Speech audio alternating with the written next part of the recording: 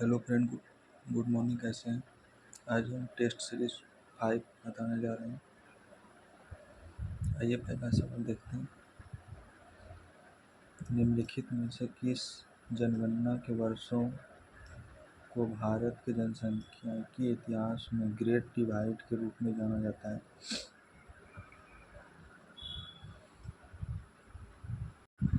Great divide के रूप में जाना जाता है 1921।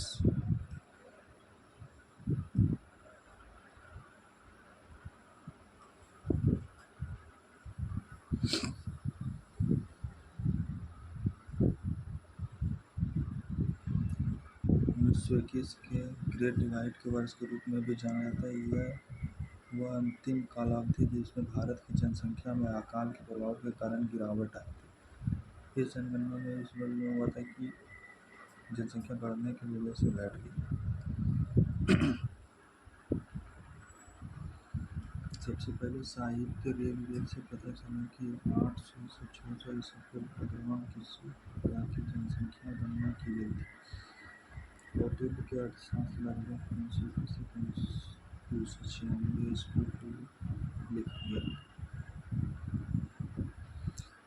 पहले गवर्नर जनरल लॉर्ड मेयो के शासनकाल के दौरान भारत में पहली जनगणना 1872 में किया गया था। हालांकि गैर समकालीन रूप से अलग-अलग हिस्सों में आयोजित की गई थी। पहली पूर्ण समकालीन जनगणना 1881 में आयोजित किया गया था। जनगणना 2021 स्थापना के बाद 16वीं और स्वतंत्रता के बाद 8वीं प्रक्रिया है।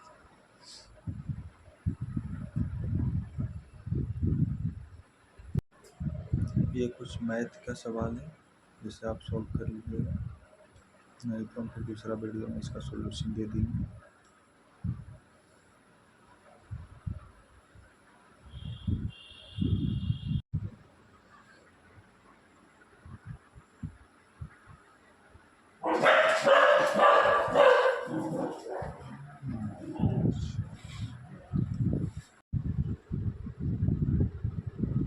यह भी मैथ का सवाल है। एक वर्ग की भुजा 5 सेंटीमीटर। यदि वर्ग की भुजा दोगुनी कर दी जाए तो नए क्षेत्रफल कितने गुने हो जाए? तो इसे बना लीजिए दोस्तों। वैसे क्वेश्चन ही दे रहे।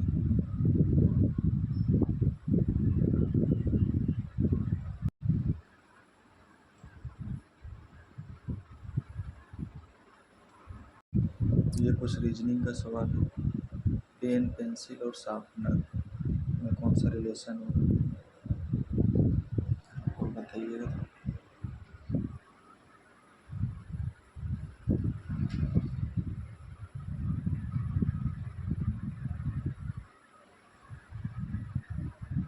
पेन पेंसिल सब अलग अलग है।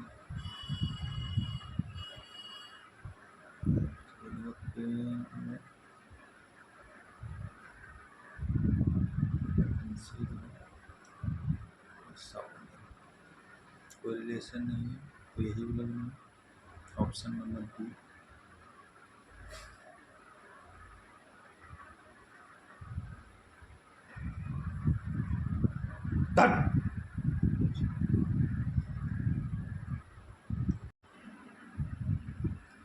जीके का सवाल है। तुलबुल परियोजना किस नदी पर? तुलबुल परियोजना झेलम नदी पर।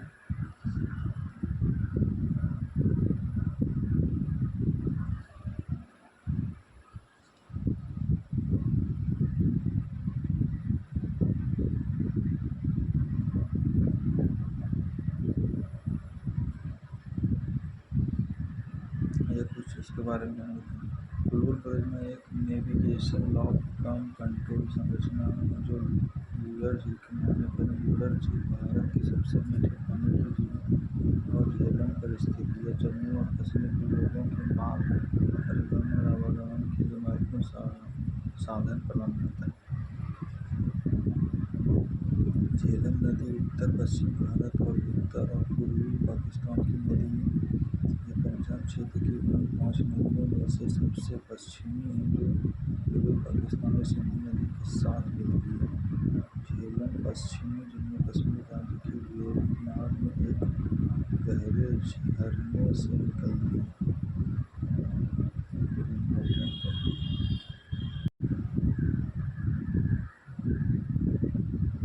मिलान करने वाला श्वास श्वसन और मिलान करना। तितली श्वास रंग से लेता है केचुआ त्वचा, केचुआ त्वचा से लेता है गोरेलिया, फेफड़ा से लेता है मछली लोम, मछली का श्वास कौन सा लोम, मछली का श्वास किसे लेता है लोम से, मछली श्वसन किसे लेता है लोम, मछली श्वसन करता है लोम से, मछली भोजन करता है लोम से। फिर से अगर तितली श्वास रंग से, तितली किसे लेता है श्वास रंग से केचुआ त्वचा से, केचुआ श्वसन करता है त्वचा से, गोरैया फेफड़ा से, मछली लोम से, मछली श्वसन करता है लोम से, मछली श्वसन करता है लोम से। ये भी मैथ का सवाल, किसी वृत्त के चाप की लंबाई इतना सेंटीमीटर है, इसके द्वारा निर्मित दीर्घवृत्त का क्षेत्रफल इतना है, वृत्त का व्यास कितना है, व्यास निकालना। चाप की लंबाई फॉर्मूला क्या होता है,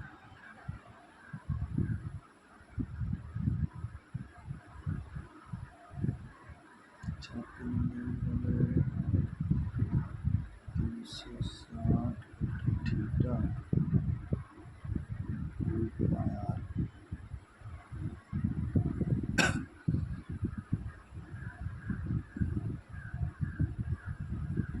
आपके लेखन का क्षेत्र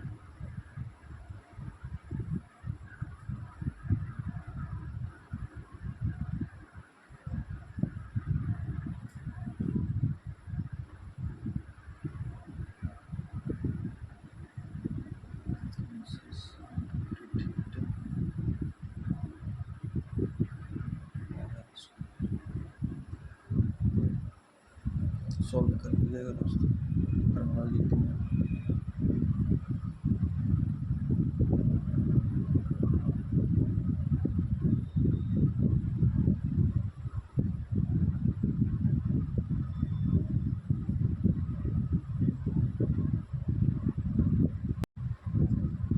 एक शहर की जनता में पहले वर्ष 12, दूसरे वर्ष 16 बढ़ जाती है जब 2 वर्ष की अवधि में सामान्य वृद्धि के संबंध में दूसरे वर्ष के अंत में वृद्धि में प्रतिशत वृद्धि कितना है।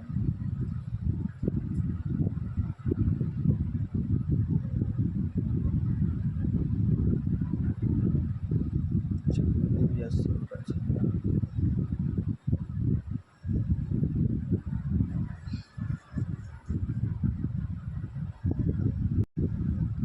बंगाल विभाजन के लिए जिम्मेदार, बंगाल विभाजन 1905 में हुआ था, करजन के समय 1905।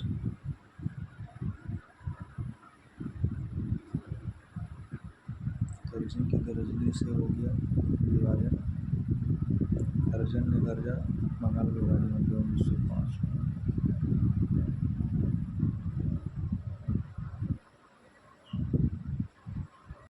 ये रीजनिंग का सवाल है, बहुत आसान है, तो सॉल्व कर लीजिए।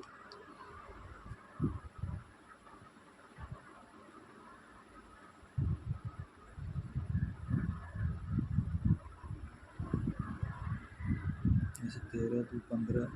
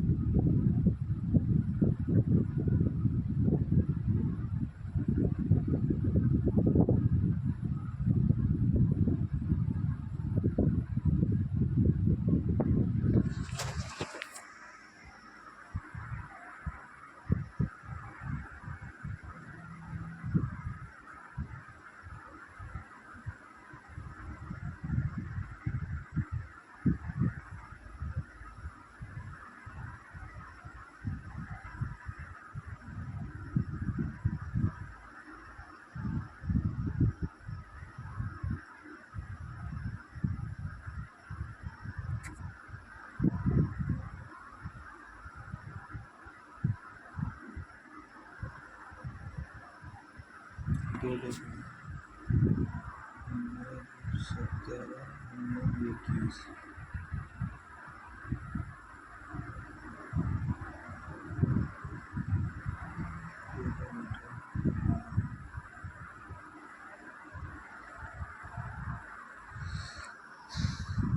पंद्रह, 13, 11, 9, 7।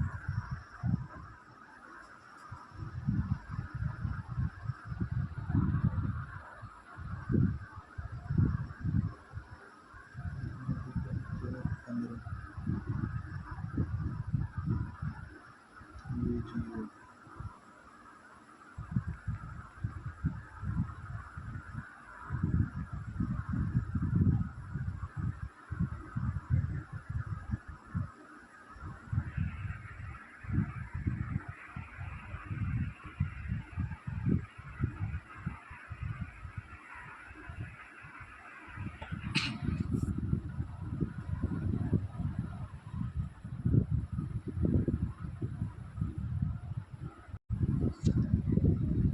मॉस और मार्केंसिया निम्नलिखित में से किसके अंतर्गत आते हैं? ब्रायोफाइटा के अंतर्गत।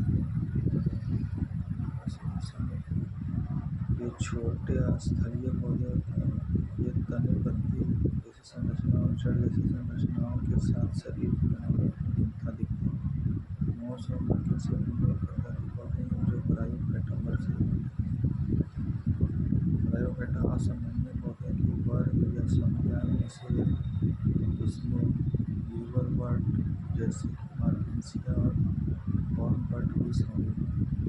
मॉस, लीवरवर्ट और हॉर्नवर्ट सभी ब्रायोफाइटा वर्ग के तहत रखे गए हैं।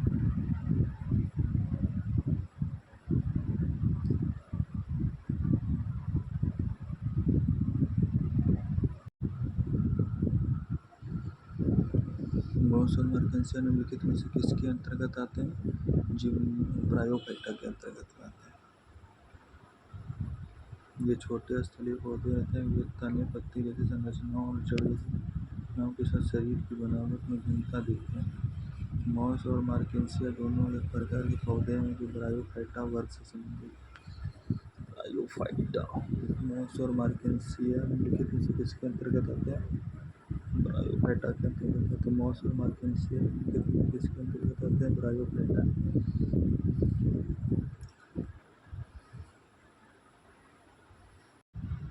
ये सिंप्लीफिकेशन का सवाल है, इसको आराम से कीजिए, कोई दिक्कत नहीं है।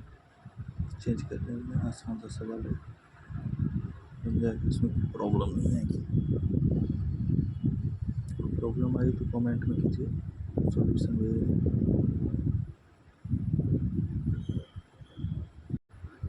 जीवों के किस समूह का शरीर गोलाकार और अनुदैर्घ्य मांसपेशी फाइबर दोनों से बना होता है, जो एक नम कोशिकीय झिल्ली से घिरी होती है और जो एक बाह्य त्वचा उपकला एपिडर्मल एपिथेलियम द्वारा स्रावित होता है?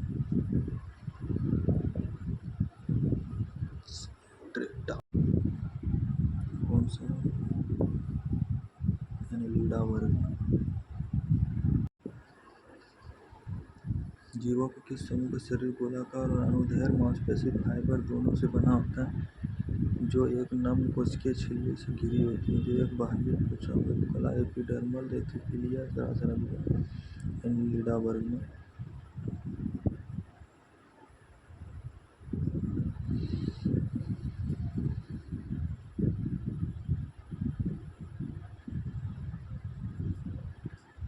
ऑर्थोपोडम कठोर बाह्य कंकाल और संयुक्त उपांग वाले जीवों की एक विस्तृत विविधता होती है।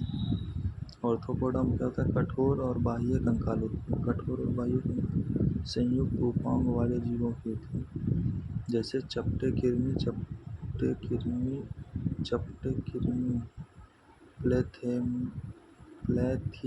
प्लैथिमिथेस या प्लैथिमिथेस अपेक्षाकृत सरल द्विभाषी खंडित नर्म शरीर वाले अकशेरुकी एक संघ है।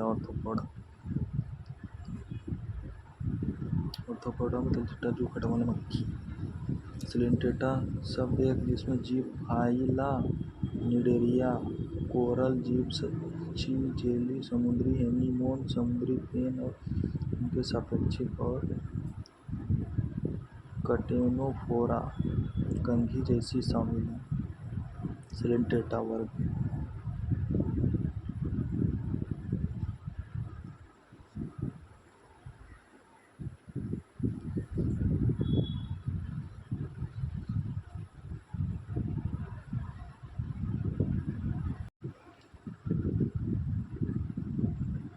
दूध में कौन सा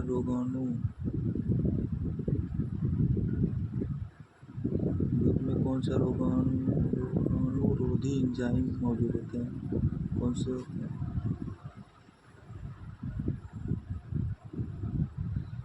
लैक्टोफेरिन, लैक्टोपेरोक्सीडेज और लाइसोजाइम। दूध में कौन सा रोगाणुरोधी होता है? लैक्टोफेरिन। दूध में पाया जाता है लैक्टोफेरिन एंजाइम। लैक्टोफेरिन, लैक्टोपेरोक्सीडेज और लाइसोजाइम। लैक्टोफेरिन। दूध में कौन सा एंजाइम पाया जाता है? लैक्टोफेरिन। दूध में लैक्टोफेरिन, लैक्टोपेरोक्सीडेज और लाइसोजाइम। न्यूटन के नियम के अनुसार दो वस्तु के मध्य गुरुत्वाकर्षण बल किसके अनुक्रमानुपाती होती है?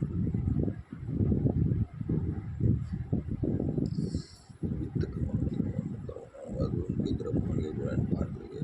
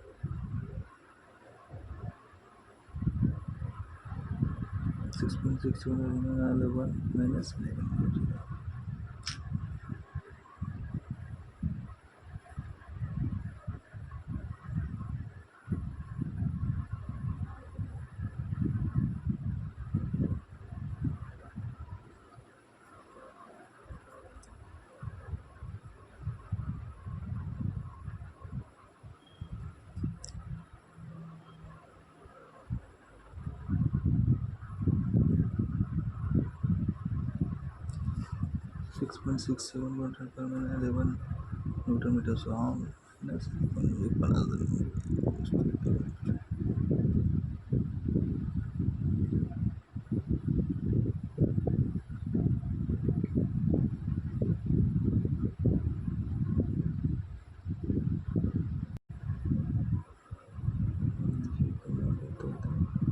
सिक्स पॉइंट सिक्स सेवन गुना 10⁻11 न्यूटन मीटर स्क्वायर पर केजी स्क्वायर।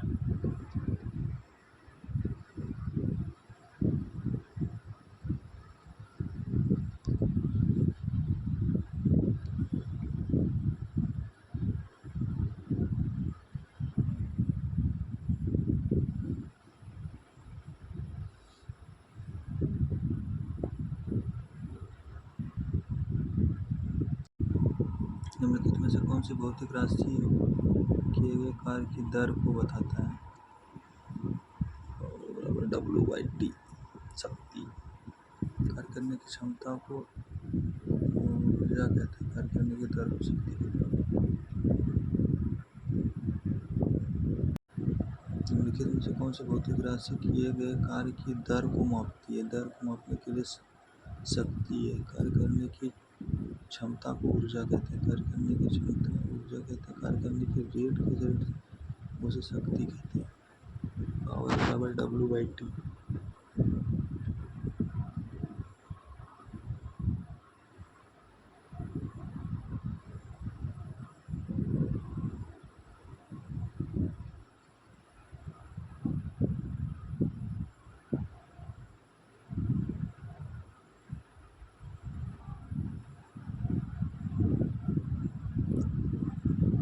कार्य करने की क्षमता को ऊर्जा कहते हैं।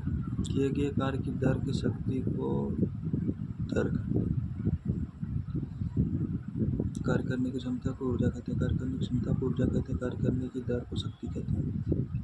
कार्य करने की दर को क्या कहते हैं? शक्ति। कार्य करने की दर को शक्ति कहते हैं। कार्य करने की क्षमता को ऊर्जा कहते हैं। धन्यवाद दोस्तों देखने के लिए। लास्ट तक आज इतना ही। फिर नेक्स्ट नया टेस्ट में लाएंगे क्वेश्चन। हमारे चैनल को सब्सक्राइब कीजिए, लाइक कीजिए, कमेंट कीजिए।